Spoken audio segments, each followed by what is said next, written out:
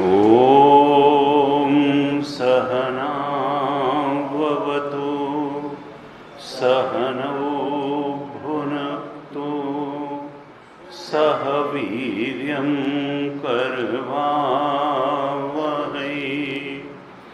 तेजस्विनावधीतमस्तु मा विद्विषावहै। ॐ शान्ति शान्ति शान्तिः।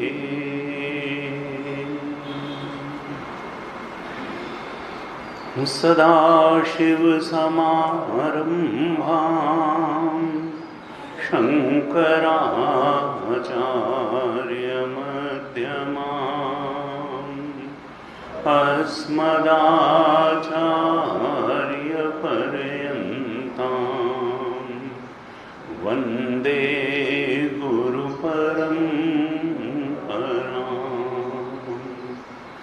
अज्ञानतिमिरान्धस्य ज्ञानाञ्जनशलाकया चक्षुरुन्मीलितं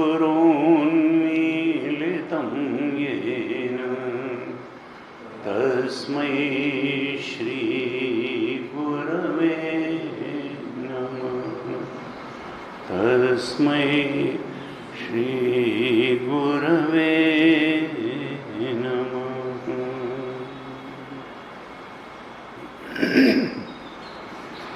शङ्करं शङ्कराचार्यं केशवं बादरायणं सूत्रभाष्यकृतौ वन्दे भगवन्तौ पुनः पुनः।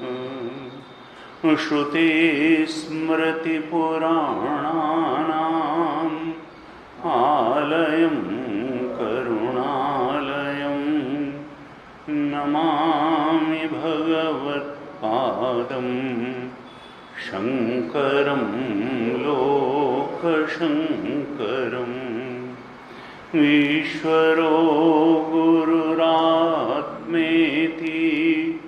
मूर्तिभेदविभागिने व्योमवद्व्याप्तदेहाय दक्षिणामूर्तये नमः। दक्षिणामूर्तये नमः।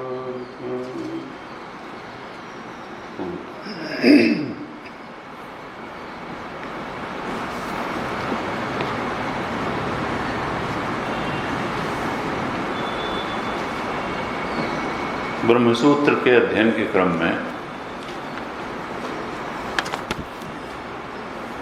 हम वेदांत के मूल ग्रंथ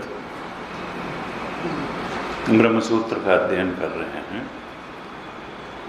और इसका उद्देश्य मोक्ष प्रदान करना है। सारे वेदांतों का उद्देश्य मुक्ति ही है और ब्रह्मसूत्र के अध्ययन का भी यही प्रयोजन है। समस्त अनर्थों का उपशम हो जाए, जीवन से सारे अनर्थों की निवृत्ति हो जाए और सत्य के बोध में प्रतिष्ठा हो जाए, संसरण से मुक्ति हो जाए, देह से देह का, परिस्थिति से परिस्थिति का, मन स्थित से मन स्थिति का संसरण जो दुखदाई है और जिसके मूल में स्वरूप का भ्रम है, अपने ही सत्य स्वरूप को न जानना है। तो मुक्ति का रास्ता वेदांत क्या बताता है कि तुम अपने सत्य स्वरूप को जान लो। तुमने जो गलती से अपने को ये मनुष्य शरीर वाला माना है, सूक्ष्म शरीर वाला माना है, अंतःकरण वाला माना है, स्थूल शरीर वाला माना है, इस तादात्म्य से मुक्त हो जाओ। तुम तो नित्य बुद्ध शुद्ध मुक्त चेतन सच्चिदानंद स्वरूप आत्म तत्व ही हो। अपने उस स्वरूप में प्रतिष्ठित हो जाओ। ये तमाम जो तुमने मिथ्या उपाधियों से तादात्म्य कर रखा है, जो अहम को इदम से मिला करके रखा हुआ है, तो जैसी हम चर्चा कर रहे हैं कि भगवान शंकराचार्य ने भाष्य के प्रारंभ में ही कहा कि अहम इदम मम इदम नैसर्गिको अयम इति लोक व्यवहार। ये तो नैसर्गिक है। नैसर्गिक का अर्थ क्या है? अनादि है। ऐसा नहीं है कि किसी समय शुरू हुआ ये। नैसर्गिको अयम लोक व्यवहार। लेकिन ये लोक व्यवहार है कैसा? मिथ्या ज्ञान निमित्त। मिथ्या ज्ञान के निमित्त से ही ये लोक व्यवहार हो रहा है। क्यों? मिथ्या ज्ञान क्या है कि अहम और इदम तमः प्रकाशवत विपरीत स्वभाव वाले हैं। इनका एक साथ आना कभी हो नहीं सकता। जैसे अंधेरा और प्रकाश नहीं मिल सकते हैं, इसी तरह से अहम और इदम कभी मिल नहीं सकते, मम और इदम कभी मिल नहीं सकते। लेकिन अविवेक के कारण यह मिथुन हो गया, मिलन हो गया अहम और इदम का। और ये नहीं कि ये दोनों सत्य थे। दो सत्य, दो सत्ताओं का मिलन नहीं हुआ। एक तो सत्तावान है और एक की सत्ता ही नहीं, ऐसा मिलन हो गया। एक सच है, एक झूठ है। ये मिथुन कैसा हुआ अहम और इदम का? सत्यानृते मिथुनी कृत्य। सत्य और अनृत का मिथुन हो गया। सत्य और सच्चाई और झूठ का मिलन हो गया। अब ये अगर हम खोजने जाएंगे कि ये हुआ क्यों और कब हुआ और कैसे हुआ, तो कभी मिलेगा नहीं। अध्यास का स्रोत अगर हम खोजने जाएंगे, टाइम और में उसको खोजने जाएंगे कि कब से शुरू हुआ, तो मिलने वाला नहीं। लेकिन ये भी सत्य है कि हम अध्यास में पड़े हुए हैं और अध्यास हमारे दुखों का हेतु है। सारे अनर्थ का हेतु अध्यास है, ये एक सत्य है। इसलिए मनुष्य जीवन की आवश्यकता भी है और सर्वोपरि लक्ष्य भी है कि वो जो ये अहम और इदम का जो अध्यास है, इससे मुक्त होने का पूरा प्रयास करे। और चूंकि ये अविवेक से हुआ है, इसलिए इससे मुक्त होने का, इस अध्यास की निवृत्ति का एकमात्र उपाय है विवेक। विवेक ऐसी विद्या जो इन दोनों को अलग कर दे, सत्य और असत्य को अलग कर दे, अहम और इदम को अलग कर दे, मम और इदम को अलग कर दे, और जो सत्य है उसका स्पष्ट रूप से दर्शन करा दे। विद्या बिनु विवेक उपजाए। तुलसीदास। विद्या वही है जो विवेक उत्पन्न कर दे। रटने का नाम विद्या नहीं है। विद्या बिनु, वो विद्या विद्या नहीं है जो विवेक नहीं। विवेक का अर्थ क्या है? विचिर पृथक करने। बालू और चीनी मिला करके रख दी गई, हमारे लिए बड़ा कठिन हो जाएगा। चींटी जो है चीनी चीनी खा लेगी, उसके लिए बड़ा इजी है उसमें अलग अलग करना। तो जब बहुत कॉम्प्लेक्स तरीके से चीज़ें मिल जाती हैं तो उनको अलग करने के लिए सूक्ष्म विवेक की आवश्यकता होती है। और यहाँ तो सत्य और अनृत का मिथुन हो गया है, मिलन हो गया है। समझ में नहीं आता कि कहाँ तक सत्य है और कहाँ से असत्य शुरू हुआ और इनको अलग कैसे किया जाए और फिर सत्य के बोध में प्रतिष्ठित कैसे हुआ जाए। तो वेदांत यही बताता है कि देखो, विचार के अभाव के कारण ही ये अविवेक का जीवन क्या है, अध्यास का जीवन विचारहीनता ही है। विचारहीनता के कारण ये अविवेक बना हुआ है। अगर हम ठीक तरह से वेदांत प्रमाण के आधार पर विचार करेंगे तो तत्काल ही इस अविवेक का उस वेदांत द्वारा पाए हुए विवेक के माध्यम से नाश हो जाएगा। अविवेक के नष्ट होते ही सत्य का स्वरूप एकदम स्पष्ट हो जाएगा और तब विद्यते हृदय ग्रंथि छिद्यन्ते सर्व संशया क्षीयन्ते चास्य कर्माणि तस्मिन् दृष्टे परावरे। तब ये जो गांठ पड़ी है, जो मृषा है, जो जड़ और चेतन की ग्रंथि पड़ी हुई है, जो झूठी है, उसका नाश हो जाएगा, भेदन हो जाएगा और जो सत्य स्वरूप है हमारा, उसमें प्रतिष्ठा हो जाएगी और हमारा स्वरूप एकदम सत्य है, परमात्मा स्वरूप है, आत्म स्वरूप है। लेकिन जने कब से यह हुआ पड़ा है और क्यों हुआ है, इसका तो कुछ खोज मिलती नहीं, लेकिन हुआ पड़ा है। भगवान भाष्यकार ने भाष्य में कहा, तथा च लोके अनुभवः, ये लोक का अनुभव है कि अध्यास है और अध्यास के कारण ही जीवन में दुख है। ये सबका अनुभव है कि अहम इदम, सत्य अनृत का मिथुन हुआ पड़ा है। सत्य की परिभाषा क्या है? त्रिकालेति तिष्ठति सत्यम अबाध्यत्वम सत्य। जिसका बाध ना हो वही सत्य है, जो तीनों कालों में रहे वही सत्य है। तो इस जगत में तो कुछ ऐसा दिखता नहीं जो तीनों कालों में रहे, इंक्लूडिंग हमारे स्थूल शरीर और सूक्ष्म शरीर तक। एक दिन पैदा हुआ, एक दिन नहीं रहेगा। एक दिन जो है न तो अंतःकरण की भावनाएं, बुद्धि भी बदलती और मिटती रहती हैं। कोई तो कुछ तो शाश्वत का नहीं, कुछ है जानने वाला तत्व जो है, चेतन तत्व जो है, वो न बदलता है न मिटता है। उसने बचपन को भी जाना, युवावस्था को जाना, वो तो जन्म जन्म का साथी है, वो न बदलता है न मिटता है, वो वैसे का वैसा रहता है। तो फिर सत्य तो वही है। तुम्हारा जो शुद्ध चेतन आत्मा है, सत्य तो वही है। तुलसी बाबा ने कहा कि देखो, ईश्वर अंश जीव अविनाशी।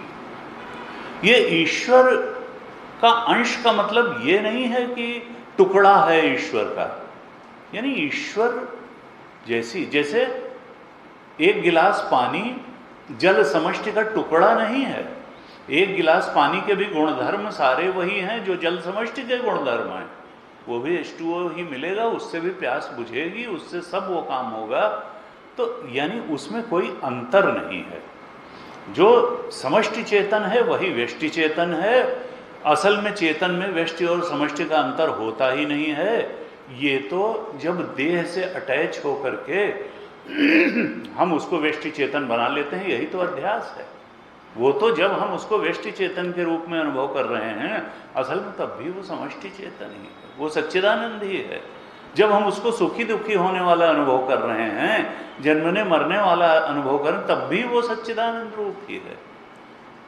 कहा ईश्वर अंश जीव, और तीन चीजें बताई वही। सच्चिदानंद को देखिए तुलसीदास जी कितने अच्छे ढंग से कहते हैं, ईश्वर अंश जीव। ईश्वर जैसा है, उसका जो गुणधर्म है, नेचर है, उसका जो स्वरूप है, जीव का स्वरूप बिल्कुल वही है। कैसा?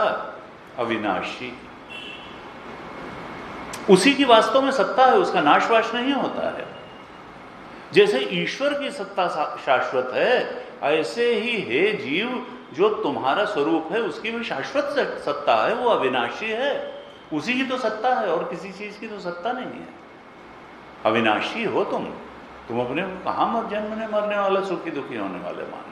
ईश्वर अंश जीव, तीन बातें कही। पहली कहा अविनाशी, अर्थात सत्ता है तो तुम्हारी है, सत्य हो तुम नाशवान असत्य नहीं हो, तुम सत्य हो, अविनाशी हो और चेतन हो। और चेतन भी कैसा, विदाउट एनी मिक्सचर। ये मत समझना कि उस चेतन में जो है कुछ जड़ की मिलावट भी हुई है, मिथुन भी हुआ है, अध्यास भी हुआ है ना। चेतन अमल, अमल का मतलब जिसमें मल कोई नहीं। मल होता है जब उससे जो नेचुरल चीज है उससे अलग कोई चीज उसमें मिल जाती है, तब वो मल होती है। यहाँ तक कि दूध, पानी में अगर दूध भी मिलाया जाए तो वो फॉरेन मटेरियल है, तो वो प्योर मिल्क, प्योर वाटर नहीं रह जाएगा, कोई गंदगी हो चाहे जो भी हो दूसरी चीज। तो वो चेतन कैसा है, अमल है, शुद्ध चेतन है, सत्तावान है, शुद्ध चेतन है, अविनाशी है, चेतन अमल है और सहज सुख राशि, सहज आनंद स्वरूप है, वो सत्स्वरूप है। वो जो जीव हो तुम बिल्कुल ईश्वर के स्वरूप वाले ही हो, तुम अविनाशी हो, तुम चेतन अमल हो और सहज सुख राशि हो। तुम तो सत्स्वरूप हो, तुम चेतन स्वरूप हो और तुम आनंद स्वरूप हो। ऐसे अपने स्वरूप को पहचान लो, उस बोध में प्रतिष्ठित हो जाओ, और जिस दिन इस बोध में, इस निश्चय में प्रतिष्ठित हो गए, उस दिन फिर तुम स्वरूप में प्रतिष्ठित हो गए और मुक्त हो जाओगे। लेकिन अब कौन है जो इसमें प्रतिष्ठित हो सकता है? तुम्हारा रूप जो है ईश्वर स्वरूप है, ये चेतन ईश चेतन है, एक अखंड सर्वव्यापक चेतन है। तुम्हारे हृदय में राम जी बैठे हुए, राम जी का और तुम्हारा स्वरूप अलग नहीं। अपना स्वरूप देखना और राम जी का स्वरूप देखना एक ही बात है। कैसे देखेंगे? तो कहा कि तुलसी बाबा ने सावधान किया, कहा मुकुर मलिन अरु नयन विहीना, राम रूप देखहि किमि दीना। दो बातें कही, और वेदांत का ही सत्य है, वेदांत का ही सिद्धांत है, जो उन्होंने अवधि भाषा में, सरल भाषा में लिख दिया। कहा मुकुर मलिन, एक तो अंतःकरण शुद्ध नहीं है। ये अंतःकरण ही रूप शीशा है जिसमें भगवान का प्रतिबिंब दिखेगा। अगर ये बहुत वासनाग्रस्त है, बहुत इच्छाग्रस्त है, कामनाग्रस्त है, बहुत विक्षेप इसमें है, शुद्ध पवित्र नहीं है, निर्मल नहीं है, तब फिर क्या होगा कि तुम सत्य के बोध में प्रतिष्ठित नहीं हो पाओगे, क्योंकि टूल यही है, उपकरण यही है सत्य के बोध में प्रतिष्ठित होने का। जो हमारे पास माध्यम है वो शुद्ध पवित्र बुद्धि मन ही है। ईश्वर अर्पित नहीं हो पाएगा, संसार अर्पित ही बना रहेगा, विषय अर्पित ही बना रहेगा, देहाध्यास ही बना रहेगा। तो कहा मुकुर मलिन और नयन विहीना, राम रूप देखहि किमि दीना। जिनके पास ये दो सामर्थ्य नहीं है वो दीन हैं, और वो राम जी के रूप को या अपने स्वरूप को नहीं देख सकते हैं, वो आत्मबोध को उपलब्ध नहीं हो सकते हैं। वो सत्यानृत्य मिथुनीकृत जो हुआ है उसमें से इदम को अलग करके, अविवेक का नाश करके सत्य को अपने स्वरूप के रूप में नहीं पहचान सकते हैं। कौन? जिनका मुकुर मलिन है और जो नयन विहीना है। मुकुर मलिन का मतलब यह है जिनका अंतःकरण शुद्ध नहीं है, पवित्र नहीं है, जिन्होंने कर्मयोग नहीं किया, जिन्होंने ध्यान योग नहीं किया, जिन्होंने भक्ति योग नहीं किया, क्योंकि यही तो माध्यम है अंतःकरण को शुद्ध करने के। ये जो साधन बताए गए, परंपरा साधन बताए गए, फिर अंतरंग साधन बताए गए। वेदांत में इनको परंपरा साधन कहा जाता है। कर्म का जो साधन है, उपासना का साधन है, ध्यान का साधन है, इनको परंपरा साधन कहते हैं। और फिर कहते हैं कि जो साधन चतुष्टय हैं, विवेक, वैराग्य, षट संपत्ति और मुमुक्षा, जो साधन चतुष्टय आप लोग जानते हैं, शंकराचार्य ने तत्वबोध में ही लिखा है। ये जो साधन चतुष्टय है, ये बहिरंग साधन कहे जाते हैं।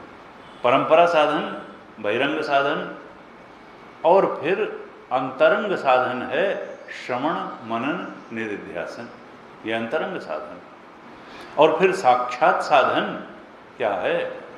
वो तो ब्रह्माकार वृत्ति है। ब्रह्माकार वृत्ति से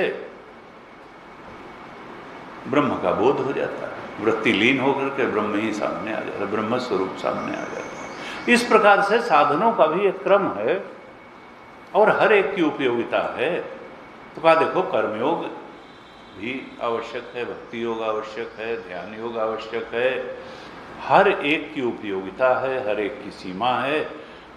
लेकिन फिर श्रवण मनन निधिध्यासन, गुरुचरणों में बैठ करके श्रवण मनन निधिध्यासन करके और उस आत्मा के सत्य स्वरूप के बोध में स्थित हो जाने से ही मुक्ति है।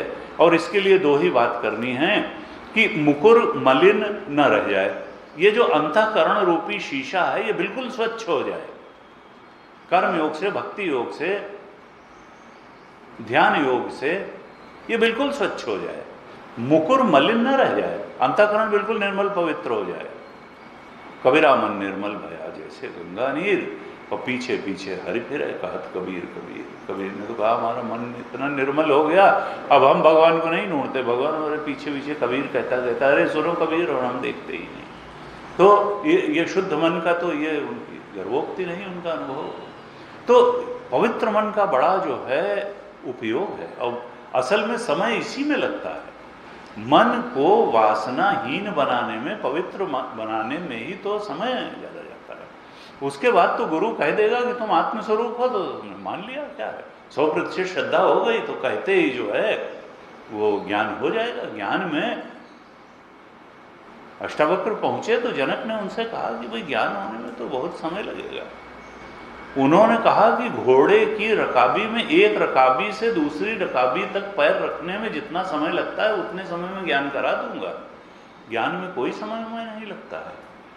लेकिन अब शरीर ऐसा हो कि एक रकाबी में तो उछल पाए और बैठ पाए, और उसमें तो बड़ा समय लग जाएगा, है? उछल के उधर पैर रखना जो है कोई आसान काम है। तो वो मन वैसा बना पाना जिसमें उस ज्ञान को धारण करने की सामर्थ्य हो, मुकुर मलिन को स्वच्छ करने में ही ज़्यादा समय लग जाता है और ज़्यादा साधना की आवश्यकता है। इसीलिए कर्मयोग की बहुत आवश्यकता है, भक्ति योग की बहुत आवश्यकता है, ध्यान चंचलता को नष्ट करने के लिए ध्यान की भी बहुत आवश्यकता है। और फिर ज्ञान तो गुरु करा ही देगा, ज्ञान में ज़्यादा समय नहीं लगता है। वो जनक को अष्टावक्र ने जैसे कहा, अगर जनक जैसी तैयारी हो तो ज्ञान में तो कोई समय लगने की बात है नहीं, वो स्वरूप ही है। एक अज्ञान का पर्दा ही तो नष्ट होना है, वो कहीं से कोई चीज़ लानी थोड़े है, वो तो स्वरूप ही है। तो कहा मुकुर मलिन और नयन विहीना, अंतःकरण शुद्ध हो, बिल्कुल निर्मल हो, पवित्र हो। और नयन क्या है? क्योंकि रूप देखने के लिए नयन विहीना, यानी नयन क्या है? प्रमाण। नेत्र रूप देखने के बारे में प्रमाण है ना, और देखना क्या है? राम का रूप देखना है। तो अगर नयन में दोष है, प्रमाण में दोष है, तो रूप ठीक नहीं दिखेगा। हमारी अगर नेत्र ठीक नहीं है तो हम देख नहीं पाएंगे। हम जो है वहाँ सांप देखेंगे जहाँ रस्सी पड़ी हुई है, राम का रूप ठीक थोड़ा देखेगा नेत्र दोष के कारण। तो कहा कि दो चीजें होनी चाहिए, मुकुर मलिन नहीं होना चाहिए और नेत्र में कोई दोष नहीं होना। और यहाँ तो कहा नयन विहीना, अंधे हैं, नेत्र नाम का प्रमाण है ही नहीं, वेदांत तो प्रमाण से कभी कोई परिचय ही नहीं हुआ। नयन विहीन, क्योंकि आत्मबोध के लिए तो वेदांत वेदांतो नाम उपनिषद प्रमाण, एक वेदांत प्रमाण से ही उसको उसका बोध हो सकता है। और यहाँ नयन विहीना है, कभी वेदांत के बारे में सुना ही नहीं, उपनिषद सुना ही नहीं, सुनने की कोई इच्छा नहीं हुई, मालूम ही नहीं कि उसमें कहा क्या, और अगर बैठ भी जाएंगे तो मुकुर मलिन होगा तो कुछ समझ में ही नहीं आएगा। तो कहा मुकुर जो है मलिन ना हो और नयन विहीना ना हो, वेदांत प्रमाण ठीक तरह से उपलब्ध हो, अंतःकरण शुद्ध हो, तब तो राम रूप तत्काल ही देखने में आएगा। तब तो ईश्वर अंश जीव अविनाशी चेतन अमल सहज सुख राशि, ये बिल्कुल साक्षात अनुभव इसका हो जाएगा, तत्काल अनुभव हो जाएगा, क्योंकि वो तो स्वरूप ही है। तो दो चीजें कही कि देखो साधक, तुम अपने अंतःकरण को निश्चल और स्वच्छ बना लो, इस मुकुर को अंतःकरण, मुकुर माने दर्पण, अंतःकरण रूपी दर्पण को तुम निर्मल बनाओ, मलिन न रहने दो, कोई मलिनता थोड़ी सी भी इसमें न रहे। वही कबीर वाला रहे कि कबीरा मन निर्मल होया जैसे गंगा, गंगा जैसा पवित्र हो जाए। तो कहा कि देखो, और नयन विहीना भी मत रहो, वेदांत प्रमाण बिल्कुल तुम्हारे सामने स्पष्ट रहे। क्या कहा आत्मा के बारे में, वेदांत में आत्मा का क्या स्वरूप बताया, ये बार बार इसका श्रवण करो, मनन करो, और इस नॉलेज पे मेडिटेट करो कि हमारा स्वरूप ऐसा है। हम मनुष्य तो इदम जुड़ करके बने हैं, हम विद्वान तो इदम से जुड़ करके बने हैं, हम धनवान तो इदम धन से जुड़ करके बने हैं, हम बलवान तो बल से जुड़, प्राण से जुड़ के बने। हमारा जो स्वरूप है वो शुद्ध निर्मल सच्चिदानंद स्वरूप। ये तुलसीदास जी का राम रूप को देखने का, सत्य के बोध का कैसे हो, इसका स्पष्ट संदेश है। और गीता का भी बिल्कुल यही संदेश है। गीता के 15वें अध्याय में कहा, यतंतो योगिनश्चैनम पश्यन्ति आत्मनि अवस्थितम। जो प्रयत्नशील योगी है, यतंतो प्रयत्न करता हुआ योगी है, यतंतो योगिनः च एनम पश्यन्ति, वो इसको देख लेता है। किसको देख लेता है? परम सत्य को, आत्मा को, राम के रूप को, अपने स्वरूप को, इस सृष्टि के अधिष्ठान को, जीव के अधिष्ठान को वो देख लेता है। कौन? जो प्रयत्नशील योगी है, जो राइट डायरेक्शन में चलता है, जिसने परंपरागत साधन भी अपनाए, जिसने बहिरंग साधन भी अपनाए, जिसने अंतरंग साधन भी अपनाए, उसको ब्रह्माकार वृत्ति तक पहुंचना भी हो जाता है और ब्रह्म स्वरूप में स्थिति भी हो जाती है।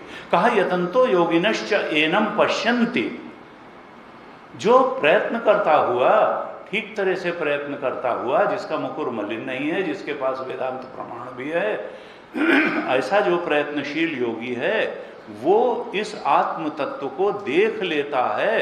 कहाँ देख लेता है? आत्मनि अवस्थितम, अपने ही शुद्ध हृदय में स्थित देख लेता है उस आत्म को। यतंतो योगिनश्चैनम पश्यन्ति आत्मनि अवस्थितम, अपने शुद्ध हृदय में ही उस आत्म तत्व को स्थित देख लेता है।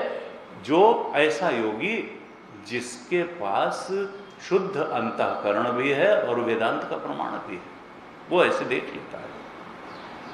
लेकिन कौन नहीं देख पाता?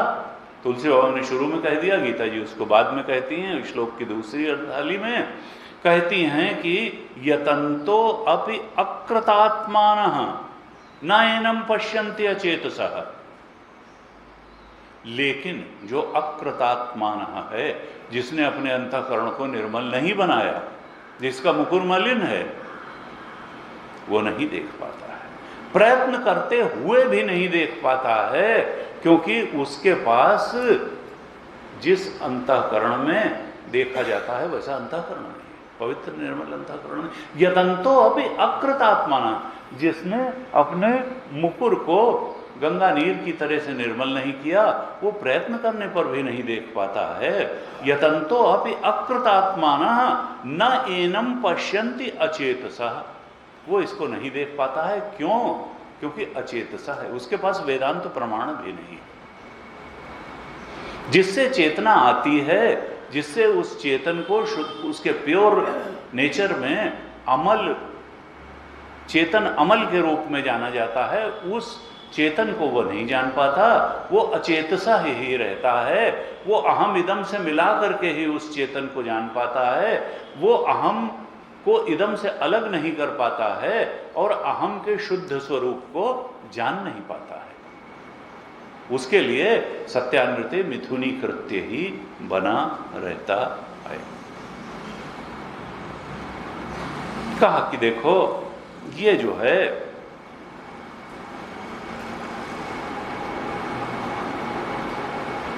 जो लोक व्यवहार है, ये तो अहम को इदम से मिला के ही चलेगा। कई बार लोग कहते हैं कि फिर व्यवहार कैसे चलेगा? तो व्यवहार के कारण हमको व्यवहार चलाना है, इसलिए हम परमार्थ को नहीं जानेंगे, ये कोई लॉजिक नहीं है। और हम परमार्थ को जानते हैं इसलिए हम व्यवहार नहीं करेंगे, ये भी कोई लॉजिक नहीं है। व्यवहार भी ठीक तरह से करना है और परमार्थ को भी ठीक तरह से जानना है। वेदांत व्यवहार का विरोध ही नहीं है।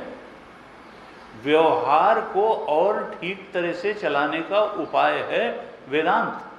सत्य के बोध से कभी दुख नहीं होता, कभी नुकसान नहीं होता है।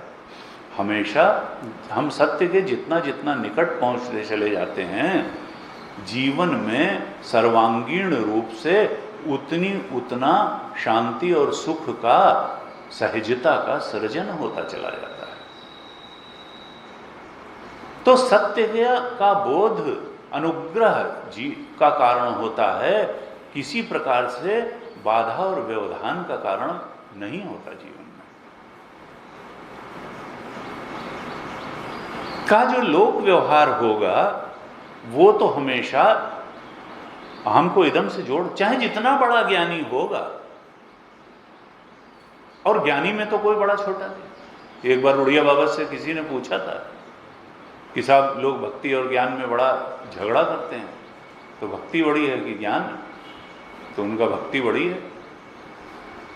जब वो चले गए तो उन्होंने कहा कि ये बहुत बड़े आदमी थे, बड़े भारी सेठ जी थे, तो इनका क्या आपने स्टेचर देख के कह दिया कि भक्ति बड़ी है?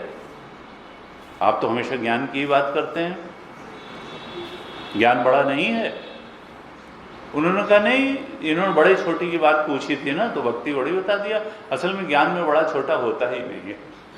जब तक बड़ा छोटा का कॉन्सेप्ट है तब तक भक्ति बड़ी। ज्ञान में बड़ा छोटा, ज्ञान में तो है, ज्ञान में सर्वभूतस्थमात्मानं सर्वभूतानि चात्मनि ईक्षते योग युक्तात्मा सर्वत्र समदर्शन।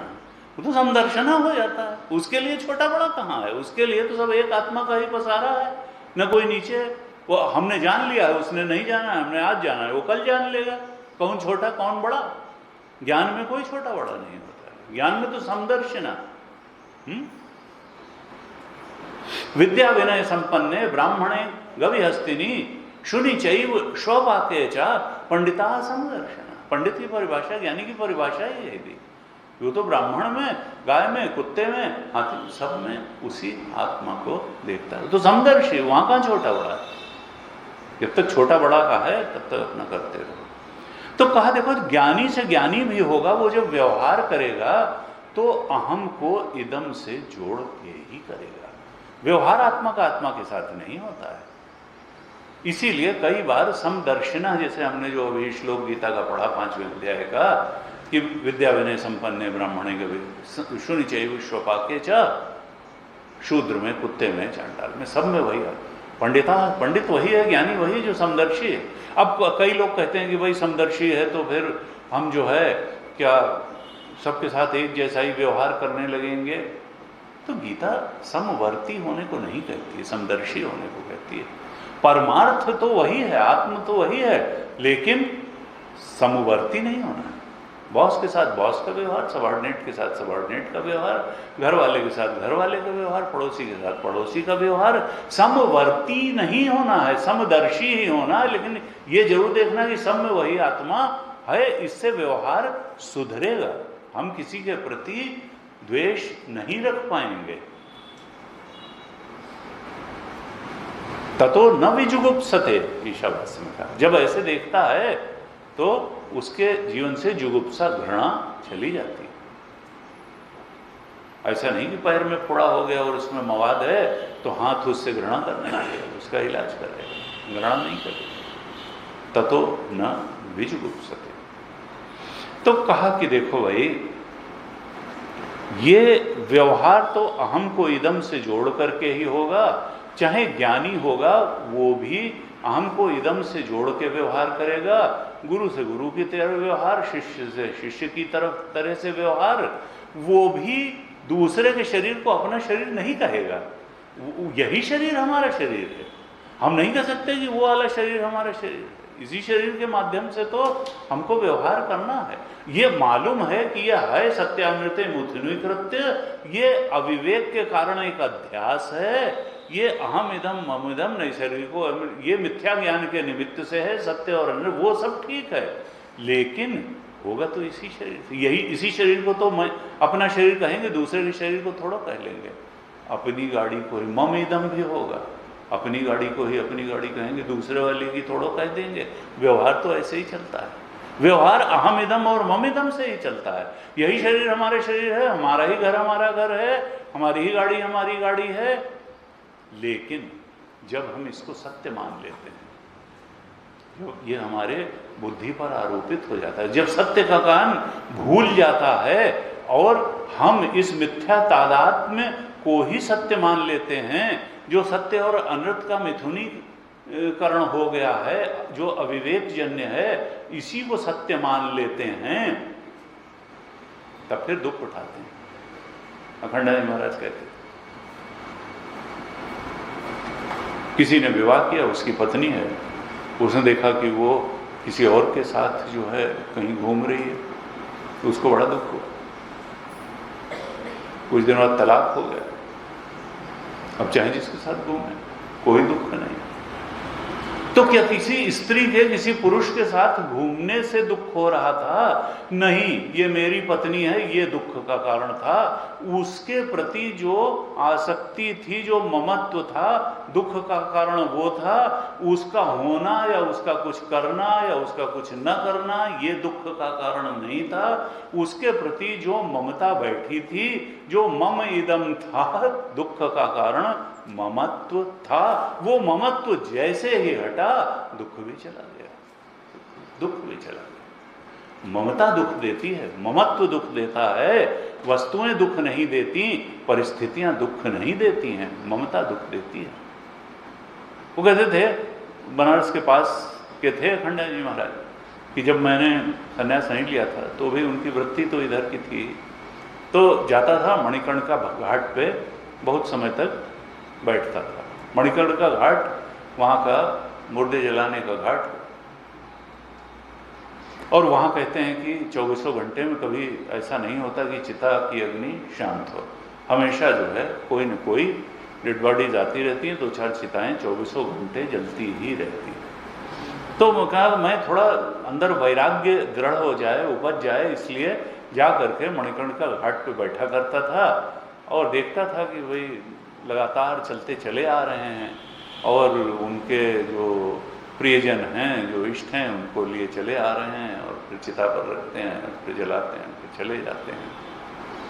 तो वहाँ कहीं जब बैठा रहता था तो कुछ नहीं, जल रहे हैं, क्या मुर्दे आ रहे हैं, जल रहे हैं। कभी कभी ये होता था कि कोई परिचित आ जाता, तब मैं खड़ा होता था और उससे पूछता था कौन थे। फिर वो बताता था कि ये अरे वो थे उनके, अरे वो थे। तो थोड़ा दुख होता था मन में, कह रहे देखो ऐसे आ रहे हैं, कोई दुख नहीं है। लेकिन जिस क्षण पता चल जाता था कि ये तो हमारे निकट के थे, ये तो हमारे परिचित थे, ये तो थोड़ा दुख होता था कि अरे देखो इनके साथ। नहीं तो रोज जो है गुरु जी कहते हैं कि भाई इवन जो शव यात्रा में जाते हैं तो होता है कि लोग जो है, सबकी गति यही है, सबकी गति यही है, सबकी गति यही है, लेकिन बोलने वाले मन मन में कहते हैं कि सबकी गति यही है, सबकी, हमको छोड़ के। उसको नहीं लगता कि हमारी गति है, हमारी गति हमको तो छोड़। तो कहा कि देखो, ये जो मम है ये दुख देता है। दुख मृत्यु का नहीं है, दुख ममत्व का है। दुख किसी स्त्री और पुरुष के धोखा देने का नहीं है, दुख ममत्व का है, ममत्व का दुख है। तो कहा देखो, सत्य को जानते रहो कि अहम इदम और मम इदम ये मिथ्या अध्यास है, मिथ्या ही है, लेकिन फिर व्यवहार अहम को इदम से जोड़ के होगा, मम को इदम से जोड़ के होगा, ये भी उतना ही सत्य है। इसलिए व्यवहार को व्यवहार के स्तर पर ही करना है।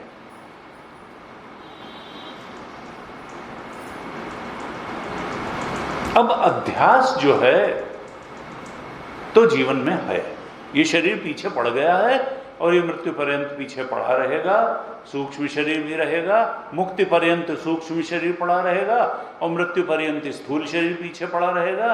अध्यास तो है, और अहम इदम, मैं मनुष्य हूं, मैं स्त्री हूं, मैं पुरुष हूं, मैं ब्राह्मण हूं, इस तरह से अनेक अनेक अध्यास पीछे पड़े हुए हैं। सत्य के बोध से अध्यास, क्योंकि ये कॉन्सेप्ट है, अब बाण तो छूट चुका, प्रारब्ध पर्यंत तो ये रहेगा ही, लेकिन अगर सत्य में दृढ़ बोध हो जाए, भगवान की वास्तविक शरण हो जाए। कल हमने शरणागति पर चर्चा की थी, गीता के आखिरी श्लोक पर, माम एकम शरणम व्रज।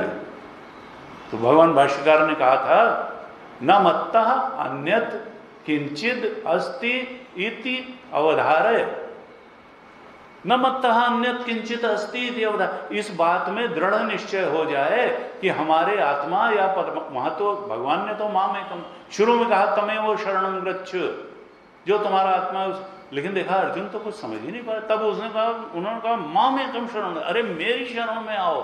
जब तम करके भी समझ में नहीं आया, कहा माम एकम, मैं तो देख तो रहे, मैं ही तुम्हारा आत्मा, माम एकम। भाष्यकार ने कहा, न मत्तः अन्यत् किंचिद अस्ति इति अवधारे,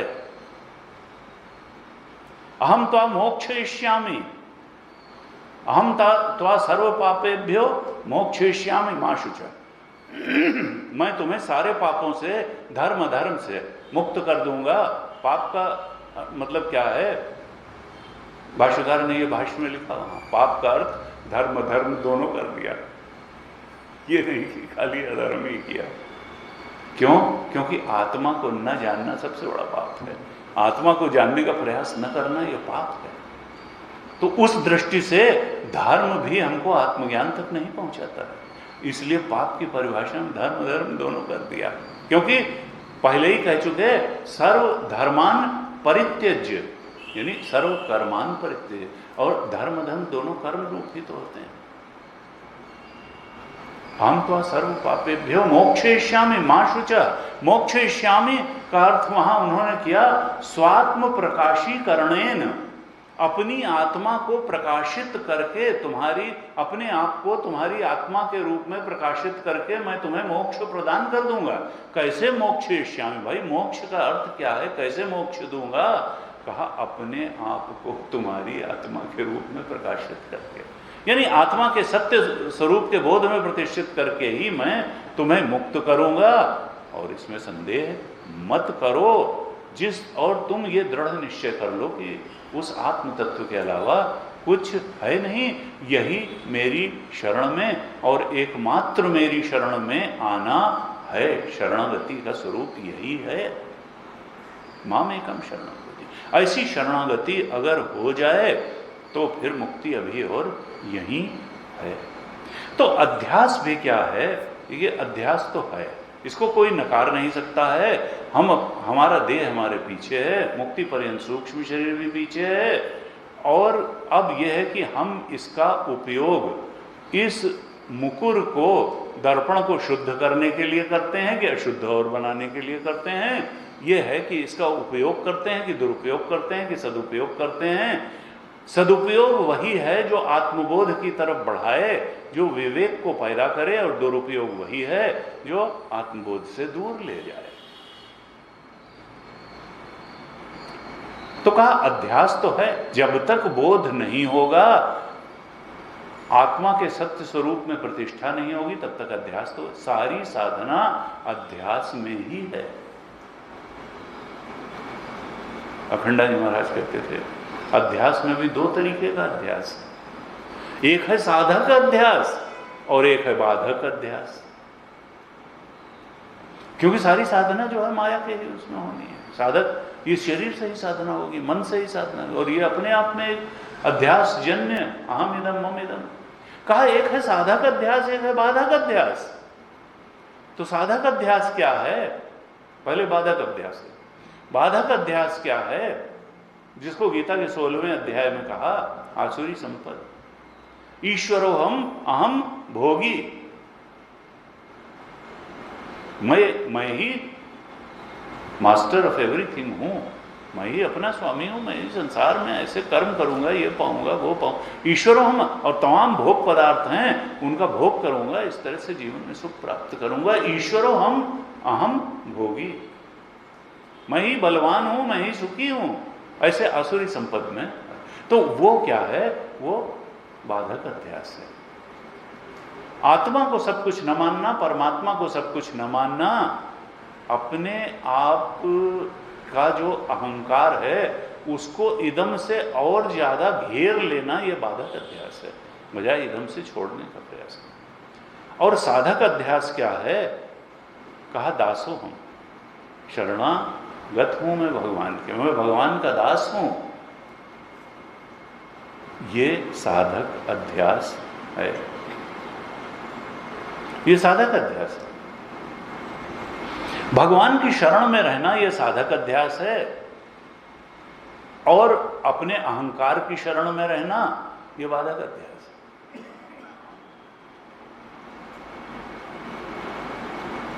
तो इस प्रकार से कहा कि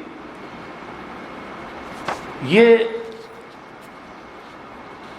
जो लोक व्यवहार है, ये तो ज्ञानी भी अहम से इदम को जोड़ के करता है। वो समदर्शी होता है, समवर्ती नहीं होता है। वो आत्मा ही सत्य है, इस बोध में दृढ़ता से प्रतिष्ठित होता है, इसका दृढ़ निश्चय उसमें होता है। लेकिन व्यवहार तो वो इस देह के माध्यम से करता है और मम इदम के ही माध्यम से करता है। तो व्यवहार और सुंदर बनाने का तरीका है वेदांत, व्यवहार बिगाड़ने का तरीका नहीं, और परमार्थ से दूर ले जाने का। दोनों चीजें साथ साथ करनी, व्यवहार भी ठीक तरह से करना है और परमार्थ को भी ठीक तरह से जानना है। वेदांत का यही आह्वान है। उसको भी नहीं छोड़ना है, इसको भी नहीं छोड़ना है, और दोनों में कोई विरोध भी नहीं है। थोड़ा पाठ कर लेते हैं, फिर आगे जो है पढ़ेंगे, थोड़ा चर्चा।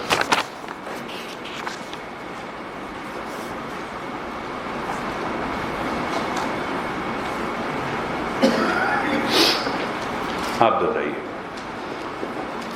प्रारंभ से ही पाठ करेंगे, 5वें पन्ने से पाठ करेंगे। एक वहां पे कागज पड़ा हुआ है, हटा दिए क्या आज? अच्छा, वो उनके पास, हाँ इसमें है, इससे देख लीजिए। कागज में भी वही चीज है और किताब में भी वही चीज।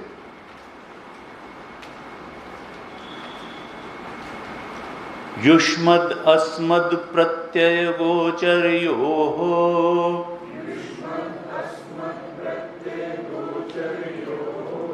विषय विषयिणः तमः प्रकाशवत्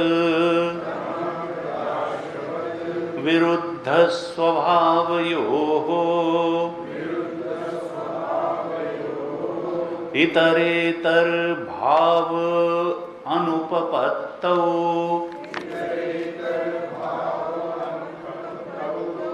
सिद्धायां तद्धर्माणाम् अपि सुतराम् इतरेतर भावानुपपत्तिः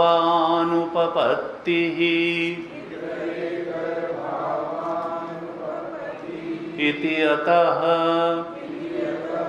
अस्मत्प्रत्ययगोचरे विषयिणी चिदात्मके युष्मत्प्रत्ययगोचरस्य विषयस्य तद्धर्माणां च अध्यासः तद्विपर्ययेण विषयिणः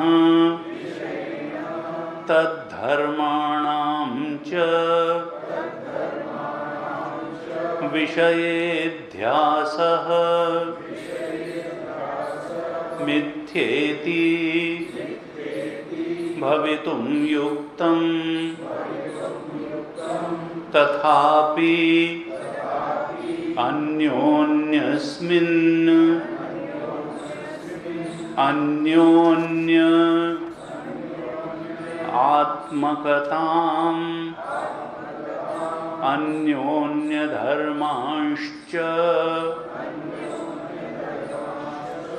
अध्यस्य इतरेतर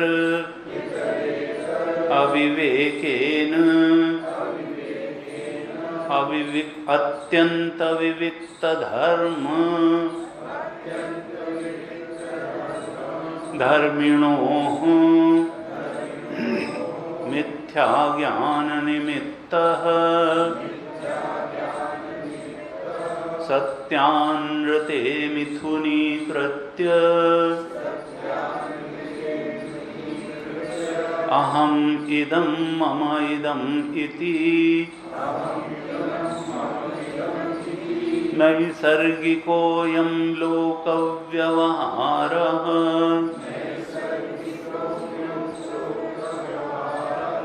आह कोऽयमध्यासो नामेति उच्यते स्मृतिरूपः परत्र पूर्वद्रष्टावभासः तं केचित् अन्यत्र अन्यधर्माध्यासः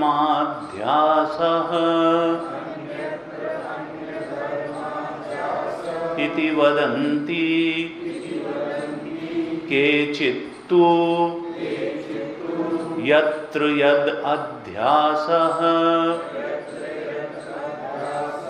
तद्विवेक अग्रह निबन्धनः भ्रम इति अन्ये तु यत्र यद् अध्यासः तस्यैव विपरीत धर्मत्व कल्पनाम् आचक्षते इति कल्पनाम् आचक्षते इति सर्वथापि तु अन्यस्य अन्यधर्मावभासताम्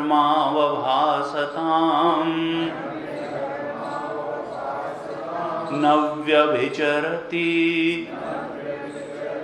तथा च लोके अनुभवः शुक्तिका हि रजतवत् अवभासते एकश्चन्द्रः सद्वितीयवद् इति।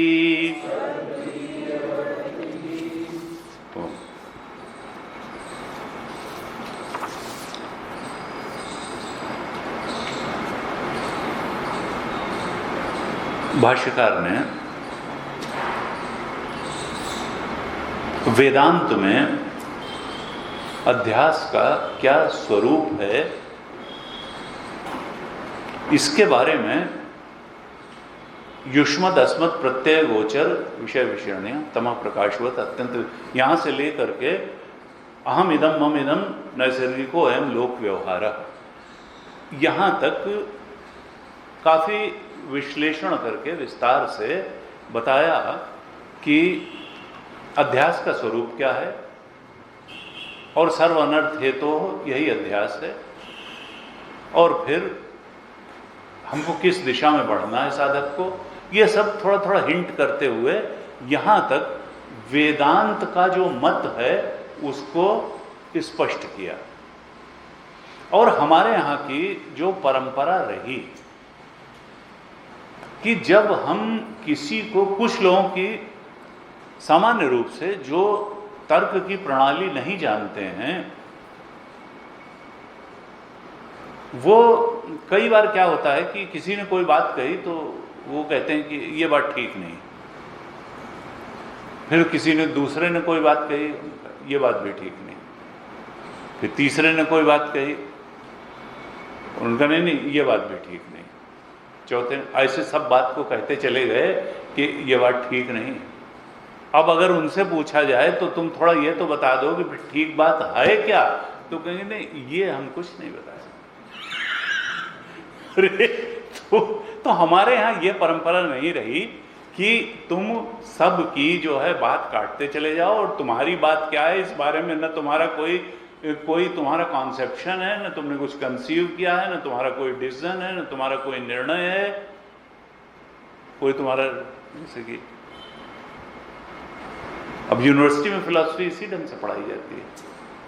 गुरुजी कहते थे कि भाई वो इलाहाबाद में अच्छे यूनिवर्सिटी में फिलॉसफी के विद्वान आते थे, फिर हम कहा कि भाई आप जो है अच्छा ये उनका है, ये मत जो है, आप तो रिसर्चेस भी कराते हैं उसमें, उनका हाँ कराते हैं, तो हम जो है ये कांट का मत है और ये शंकराचार्य का मत है, ये कपिल का है, ये कणाद का है, ये गौतम का है और ये इनका है, फिर जो है ये हैकल का है, ये जो है विटगेनस्टीन का है, ये इनका, ये इस तरह से तमाम सारे हमने बताए। उन्होंने कहा ये सब तो आप बता देते हैं, लेकिन कभी आपने ये सोचा कि आपका मत क्या है? उन्होंने कहा नहीं हम इस चक्कर में ही नहीं पढ़ते ना, हम लड़कों को ये कहते हैं तुम इस चक्कर में पढ़ो, देखो फिलॉसफी कंपटीशन के लिए बड़ा अच्छा सब्जेक्ट है, उसको ले इंडियन फिलॉसफी वेस्टर्न फिलॉसफी में नंबर बढ़िया मिलेगा, पीसेस वगैरह बन जाओ, अपना शादी ब्याह करो, बच्चे बढ़िया जिंदगी। ये सब चक्कर में पढ़ने की जरूरत नहीं है कि हमारा मत क्या है, हमारा मत के नहीं, हमारा कोई मत नहीं है, हम तो सबके मत जानते हैं भाई, और उनकी कमियां भी जानते हैं कि भाई इनके में ये दोष है, इन्होंने बताया ये। तो हमारे यहाँ की स्वस्थ परंपरा क्या रही कि देखो सबसे पहले अगर तुम फिलॉसफर हो तो तुमको ईश्वर के बारे में तुम्हारा क्या मत है ये भी बताना पड़ेगा, तुम्हारे अपने बारे में, अपने स्वरूप के बारे में क्या मत है ये भी बताना पड़ेगा, और जगत के बारे में क्या मत है, ये तीन जो एंटिटीज हैं इसके बारे में तुम्हारा क्या मंतव्य है ये तुमको बताना पड़ेगा। उसके बाद तुम दूसरों का काट करोगे उसके बैकग्राउंड में कि हम इस बात को सत्य मानते हैं, अपने स्वरूप के बारे में हम ये हमारी दृष्टि है इसको सत्य मानते हैं, जगत के स्वरूप के बारे में हमारी ये दृष्टि है इसको सत्य मानते हैं, और ईश्वर के स्वरूप के बारे में हमारी ये दृष्टि है इसको सत्य मानते हैं, और इसके बैकग्राउंड में फिर हम अन्य लोगों द्वारा प्रतिपादित जो इनका मत है उसका इन तर्कों के आधार पर खंडन करते हैं और हम उसको स्वीकार नहीं करते हैं। लेकिन ये नहीं है कि हम दूसरे के मतों का तो खंडन करते चले जाएंगे और अपना कोई मत बताएंगे ही नहीं, ये नहीं है।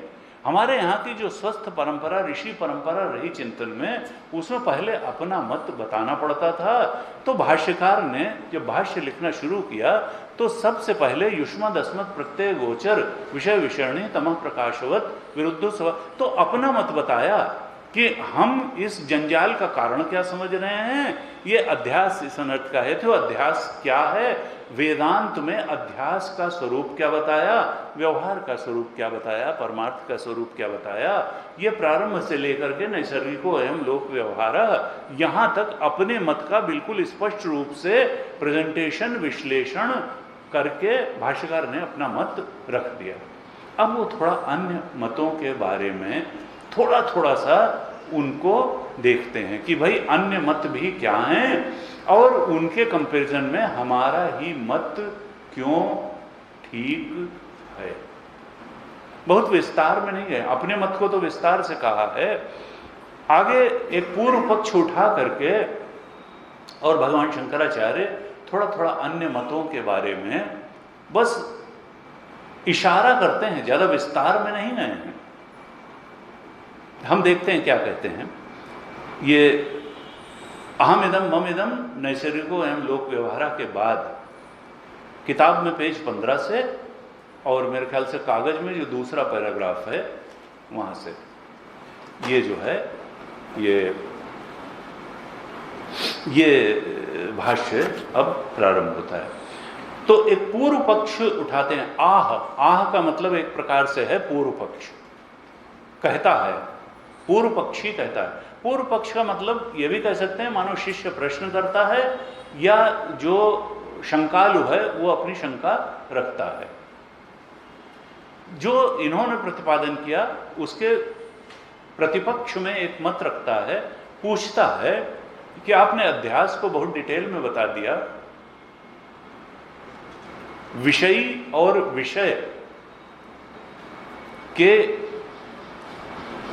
बेमेल जोड़ को अध्यास बता दिया, जो तमः प्रकाशवत विरुद्ध थे उनका जो है अविवेक के कारण मिथुन हो गया, अहम इदम मम इदम बन गया, युष्मत् अस्मत् प्रत्यय गोचर मिल गए, इसको अध्यास बता दिया।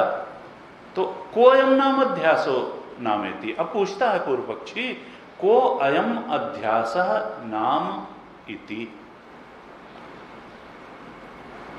कहता है भगवान ये तो आप बता दीजिए कि ये जो अध्यास है इसकी कोई परिभाषा करके आप हमको बता दीजिए कि ये अध्यास जो है ये हम कैसे माने कि अध्यास नाम की कोई चीज है। इसकी ठीक तरह से परिभाषा बता दीजिए। और ये है भी, इसके बारे में क्या प्रमाण है आपके पास? प्रमाण द्वारा किस प्रमाण से आप ये बता सकते हैं कि अध्यास की सिद्धि होती? क्योंकि वस्तु जो है लक्षण प्रमाणाभ्याम वस्तु सिद्धि एक वेदांत का सिद्धांत है। लक्षण और प्रमाण से वस्तु की सिद्धि होती है। तो अध्यास नाम की कोई चीज एग्जिस्ट करती है, ये किस प्रमाण से सिद्ध होता है जरा उसको बताइए। अब ये कल भी हमने जरा सी चर्चा की थी, ये क्या है, ये फंसाने की कोशिश कर रहा है शंकराचार्य जैसे विद्वान को कि अगर ये कहें कि इस प्रमाण से अध्यास की सिद्धि होती है तो जिसकी प्रमाण से सिद्धि हो जाती है वो चीज तो सत्य हो जाती है। प्रमाण से ही जिसकी सिद्धि हो जाएगी वो तो सत्य होगी, और सत्य की निवृत्ति नहीं होती। सत्य तो त्रिकालेति तिष्ठति होता है। अगर प्रमाण से अध्यास की सिद्धि हो जाएगी तो अध्यास तो सत्य सिद्ध हो जाएगा, और सत्य की निवृत्ति होती नहीं है। ज्ञान से सत्य वस्तु की निवृत्ति नहीं होती है।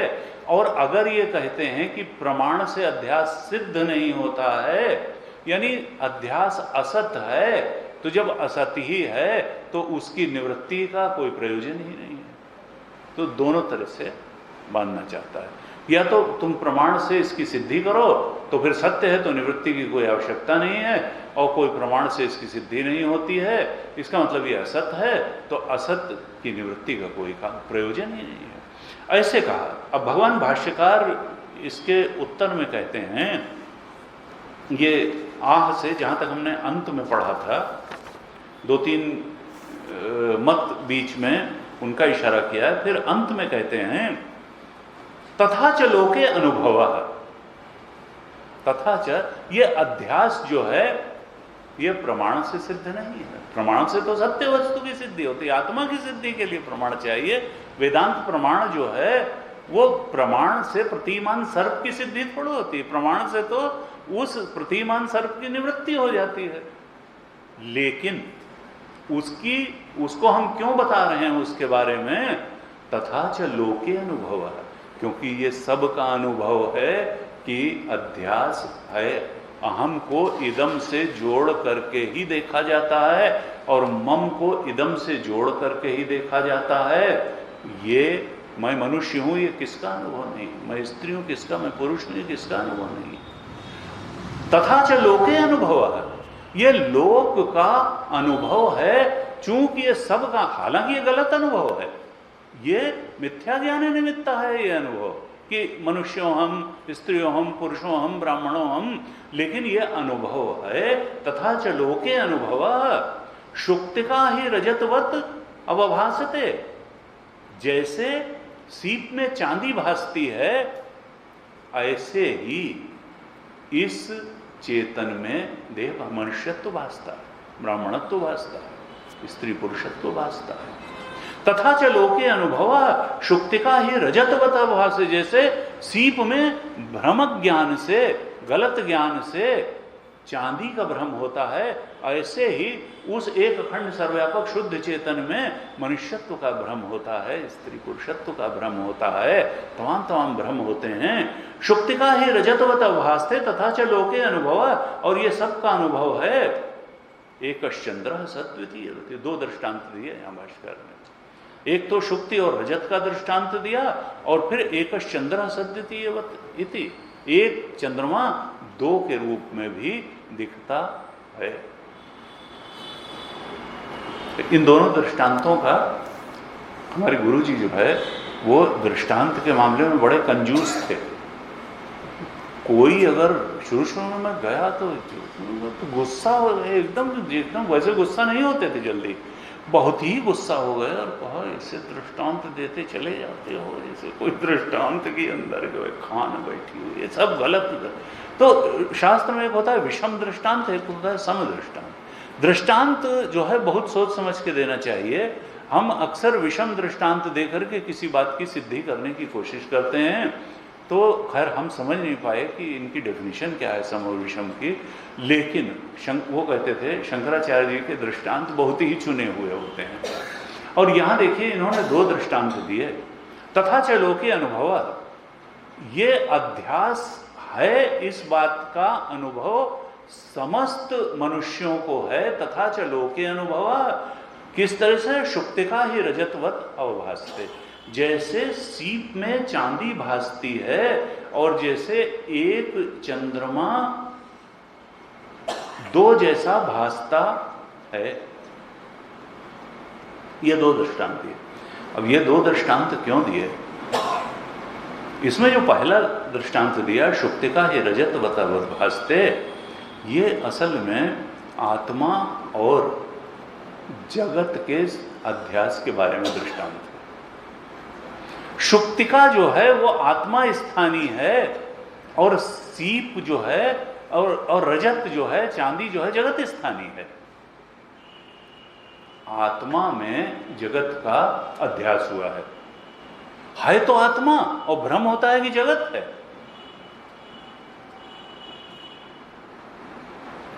दूसरी चीज में दूसरी चीज का अध्यास हुआ है, एक चेतन है एक जड़ है। हाय भाई कहीं कुछ नहीं, चांदी वांदी कुछ नहीं है, लेकिन फिर चांदी दिखती है तो चांदी को पाने का लोभ भी होता है, मारामारी भी होती है, झगड़े भी होते हैं कि हमको चाहिए हमको चाहिए हमको चाहिए।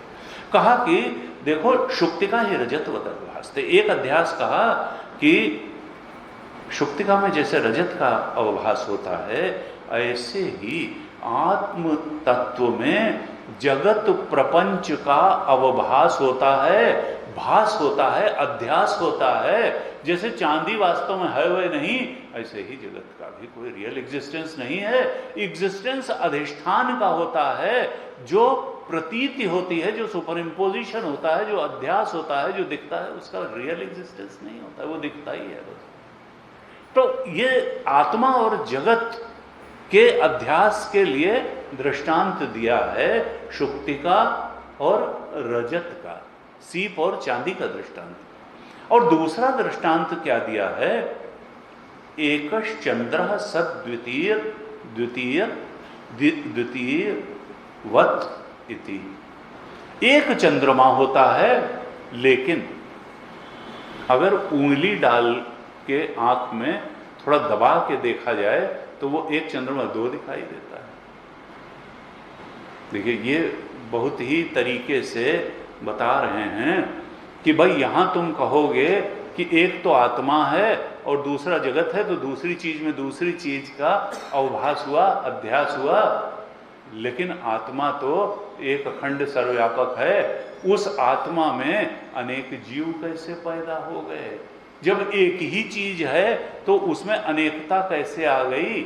ईश्वर अंश जीव अविनाशी कैसे हो गया? अलग अलगाव न होते हुए भी अनेकता कैसे आ गई? तो उसमें अनेकता कैसे आ गई कि जब तुमने अपनी आंख में अविद्या की उंगली घुसेड़ी, तब वही आत्मा जीव के रूप में अनुभव में आने लगा। एकश चंद्र द्वितीय वद इति। है तो एक आत्मा, है तो एक चंद्रमा, लेकिन वही चंद्रमा उंगली डालने से दो नजर आने लगा। है तो एक अखंड सर्वव्यापक आत्मा, लेकिन जब उसमें अविद्या की उंगलियां पड़ी तो वो एक आत्मा अनेक के रूप में अनुभव में आने लगा। वो अनेक हो नहीं गया, है तो एक ही, लेकिन वो अनेक के। तो एक तरह से जीव और आत्मा के आध्यसिक संबंध को बताने के लिए चंद्रमा का दृष्टांत दिया, और जगत और आत्मा के अध्यास और संबंध को दिखाने के लिए सीप और रजत का दृष्टांत दिया। बड़ा दूर तक भाष्यकार, इसीलिए इतनी जो है भाष्य पर टीका और टीका पर टिप्पणी इनकी आवश्यकता होती है, क्योंकि भाष्य भी बड़ा इशारा। वैसे तो ये भाष्य ब्रह्मसूत्र पर है, सूत्र स्वयं ही सूत्र रूप है, उस पर भाष्य थोड़ा इलेबोरेशन है, उस पर टीका रत्नप्रभा टीका है, पढ़िएगा, हिंदी तो है उसकी, वो और इलेबोरेशन है, टिप्पणी भी है। तो इस तरह से कहा। पूर्व पक्षी पूछता है कोई अनाम अध्यास है, ये अध्यास है क्या? अब भाष्यकार कहते हैं, पहले उसने कहा ना कि कुछ परिभाषा करके बताओ, तो अपनी परिभाषा एक कर देते हैं अध्यास की। क्या कहते हैं? उच्यते, अर्थात ये भाष्यकार का मत है। उच्यते के बाद उच्यते भाष्यकार का मत है। कहते हैं, अब अध्यास की परिभाषा कर दी भाष्यकार ने यहां। कहते हैं स्मृति रूप परत्र पूर्व दृष्ट अवभासा।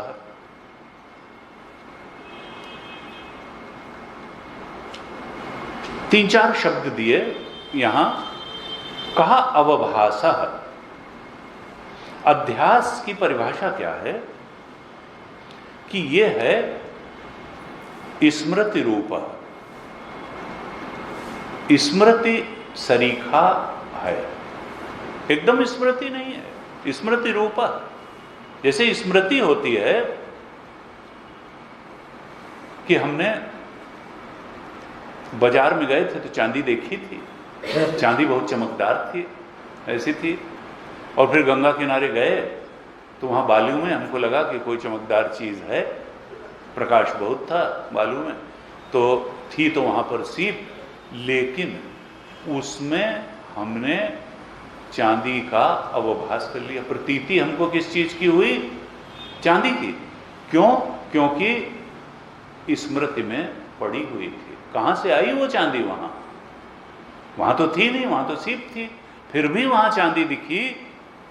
तो वो क्यों दिखी? कहा जो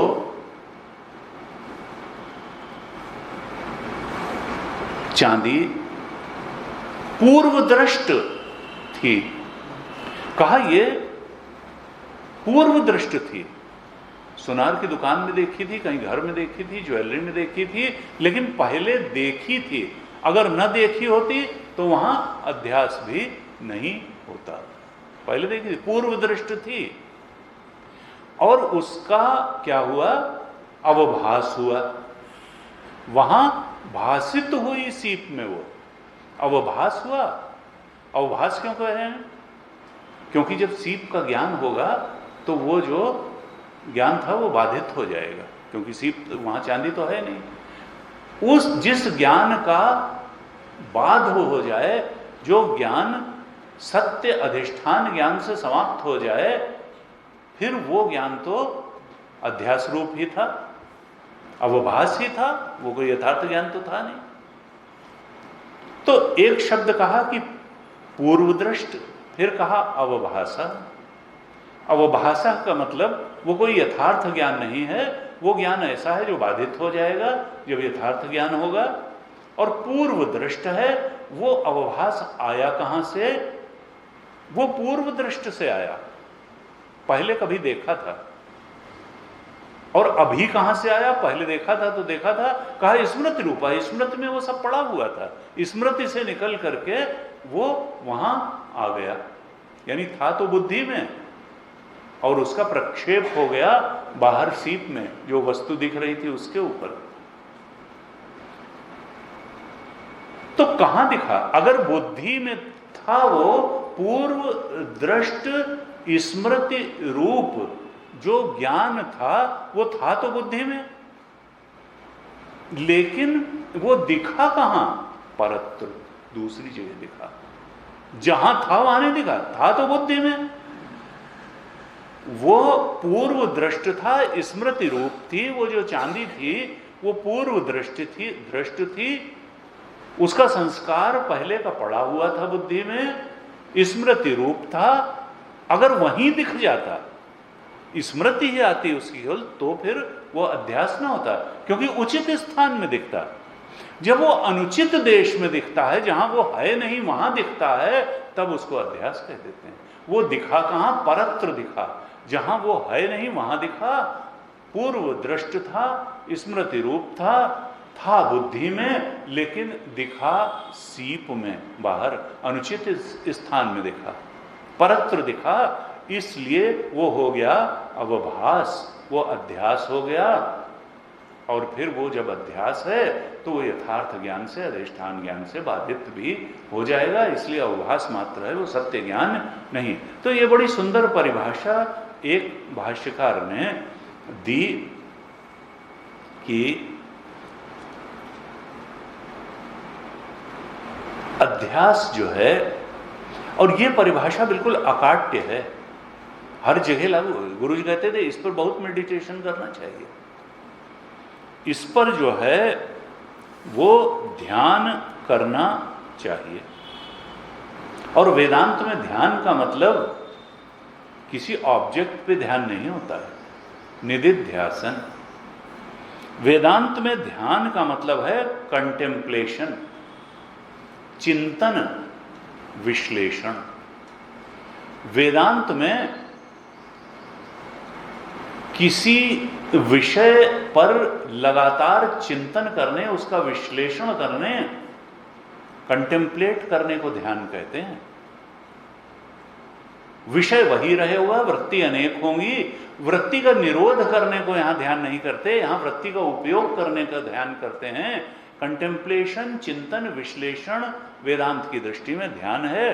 कहा इस परिभाषा पर ध्यान करो, अध्यास की परिभाषा पर ध्यान करो, इसके एक एक शब्द पर ध्यान करो। इस बात पर ध्यान करो कि जीवन में कहां कहां अध्यास है।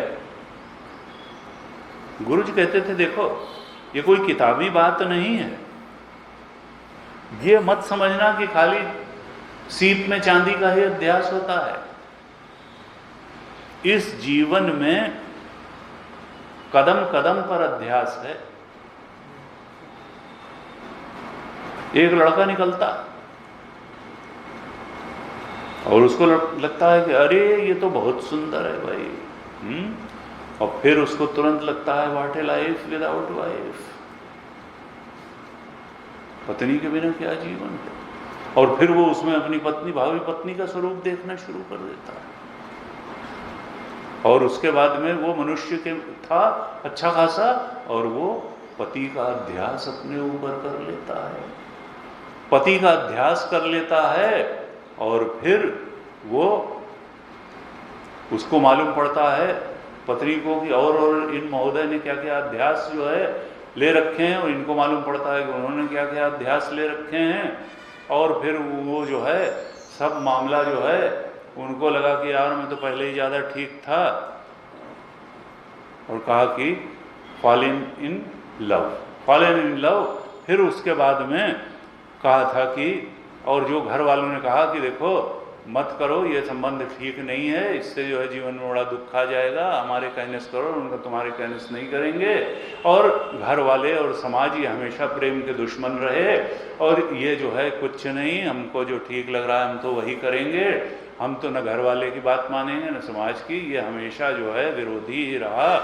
और जो है फिर उन्होंने कहा कि उसने क्या किया, अध्यास क्या किया कि जो उसके सुहृद थे, माता पिता थे और हितैषी थे, उसमें दुर्जन का अध्यास कर लिया कि ये हमारे विरोधी हैं और ये हमारा भला नहीं चाहते हैं। कहा ये सब अध्यास हो रहे हैं, जो दुख देने वाली बात थी उसमें सुख देने का अध्यास हो गया, जो सुहृद था उसमें दुर्जन का अध्यास हो गया, जो अनिष्ट था उसमें इष्ट का अध्यास हो गया, जो करने से नुकसान होने वाला था उसमें इष्ट का अध्यास हो गया। कहा कि गुरु जी कहते थे जीवन में पल पल में अध्यास है। देखो खाली सीप में चांदी का अध्यास नहीं हुई है, जहां जहां भी गलतफहमी होती है वहां वहां सब जगह अध्यास ही है। जब व्यक्ति को के ऊपर विपरीत परिस्थिति के डंडे पड़ते हैं तब उसको लगता है कि नहीं नहीं वो तो हमारे सुहृद ही थे जो ऐसा ऐसा हमें सलाह दे रहे थे। तब फिर सुहृद में दुर्जन का अध्यास हुआ था, फिर से लगता है नहीं नहीं वो तो हमारे सुहृद ही थे। तो ऐसा जो है कहा कि देखो वेदांत कहते हैं पढ़ने आते हैं लोग, तो फिर वो कहते हैं कि साहब ये आपने कैसी गहरी गहरी बात बता दी, ये जो है तो सब जो है सिर के ऊपर से निकल गई। तो गुरु जी कहते थे कि बहुत ही बच गए तुम, ये बड़े कठोर पत्थर हैं वेदांत के, अगर कहीं खोपड़ी में लग जाते तो फिर विरक्त ही हो जाते, रक्त निकल आता तुम विरक्त हो जाते। ये सिर के ऊपर से निकल गई, ये बहुत ही अच्छा रहा, ये सिर के ऊपर से निकल गई बहुत अच्छा रहा, नहीं तो मामला गड़बड़ होने वाला था। फिर जो है रक्त निकलता और तुम विरक्त हो जाते। तो जो है कहा कि इस तरह से वेदांत जो है वो ऐसे तीर चलाता है कि अज्ञान का भेदन करके ही रखता है, अध्यास का भेदन करके ही रखता है, और जीव को मुक्ति के मार्ग पर चला के ही छोड़ता है। और जैसा कि मांडुक्य में कहा कि मुक्त है मांडुक्य के लिए, अरे मुक्ति के लिए तो बहुत आसान चीज़ है, असली चीज़ तो परमात्मा में रमण है, उस सत्य के बोध का आनंद लेना है, जीवन मुक्ति का विलक्षण आनंद लेना है, उस शाश्वत आनंद में रमण करना है। आज ओम पूर्णमदः पूर्णमिदं पूर्णात् पूर्णमुदच्यते पूर्णस्य पूर्णमादाय पूर्णमेवावशिष्यते। ओम शांति शांति शांति। हरि ओम श्री गुरुभ्यो नमः। हरि